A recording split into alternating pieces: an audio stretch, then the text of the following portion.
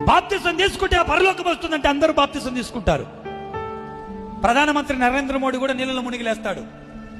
Simple గా Chandrababu Bible పట్టుకున్నట్టు, Narendra Modi Bible పట్టుకున్నట్టు అందరూ పట్టుకుంటారు. బైబిల్ పట్టుకుంటే బతుకులు మారవు, రంగులు మారిస్తే బతుకులు మారవు.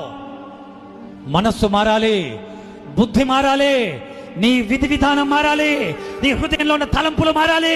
నీ చేసే జీవితాన్ని, నీ యవ్వన జీవితాన్ని నా యేసయ్యకు త్యాగం చేసి ఇవ్వాలి. ఇదిగో ప్రభా, ఈ గతాన్ని, ఈ శరీరాన్ని పవిత్రంగా నీ కోసం ఇస్తున్నా, నన్ను ఎలా వాడుకోవాలనుకుంటున్నా వాడుకొని ఈ పవిత్రమైన జీవితాన్ని బీడీలు తాగకుండా, సిగరెట్లు తాగకుండా, అబద్ధాలు ఆడకుండా, వ్యభిచారం చేయకుండా, చారత్వం చేయకుండా, దొంగతనాలు చేయకుండా, మోసాలు ఆడకుండా, స్వార్థం ఉండకుండా పవిత్రమైన జీవితాన్ని, పవిత్రమైన మనసులో పవిత్రమైన శరీరాన్ని దేవునికిచ్చే దమ్ము నీకుంటే నిన్ను హెచ్చించే దమ్ము నా యేసయ్యకుంది.